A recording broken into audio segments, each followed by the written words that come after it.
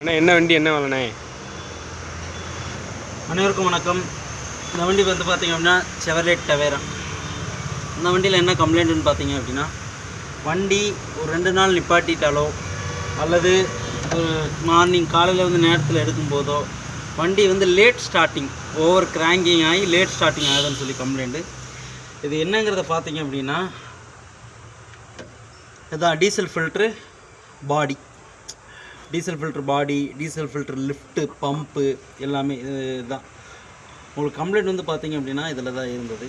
என்னென்னு வந்து பார்த்திங்க அப்படின்னா, டீசல் லோடிங் இருக்காது. மார்னிங் டைமில் டீசல் எதையாச்சும் இதில் வந்து ஏர் வாங்கி டீசல் வந்து லோடிங் இருக்காது.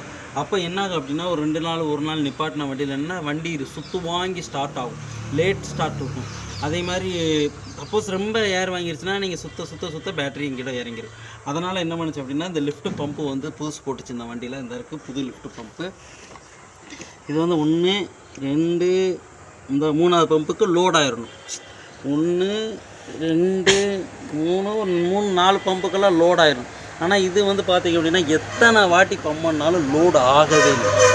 அதாவது இந்த பம்பு வந்து இப்போ புதுசு போட்டிருக்கு. தம்பி நியூட்ரல் பண்ணிட்டு ஸ்டார்ட் பண்ணிட்டப்பா. இப்போ பாருங்கள், வண்டி வந்து ஒரே அடியில் அடிச்சிடும்.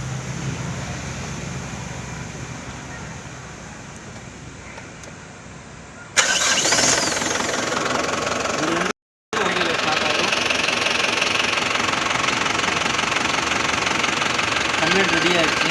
லிஃப்ட் பம்ப் மாற்றி சரி, லேட் ஸ்டார்டிங் கம்ப்ளைண்ட் வந்து இது மட்டும் கம்ப்ளைண்ட் கிடையாது. ஓஸில் ஏர் வாங்கலாம், டேங்க்கில் ஏர் வாங்கலாம். அதே மாதிரி ஓஸ் ஏதாவது லீக்கேஜ் ஆகலாம். அதையும் பார்த்துக்கணும். நீங்கள் எடுத்தோடனே இதை மாற்றிட வேண்டாம். ஆஃப் பண்ணு, ஸ்டார்ட் பண்ணு. இல்லை, இது டிஐ வண்டி, ஆஃப் பண்ணிடு. இது டிஐ வண்டி, டைரக்ட் இண்டக்ஷன். அப்புறம் இன்டைரக்ட் ஐடிஐ வண்டி இருக்குது, சிஆர்டி வண்டி இருக்குது. அதெல்லாம் பேஸ்டான வண்டியை பொறுத்து டிஐ வண்டி எப்போதுமே ஒரு அடியில் ஸ்டார்ட் ஆகிடும். இல்லை சுற்று வாங்கி ஸ்டார்ட் ஆகுதுன்னா கம்ப்ளைண்ட் இருக்குன்னு அர்த்தம். நன்றி, வணக்கம்.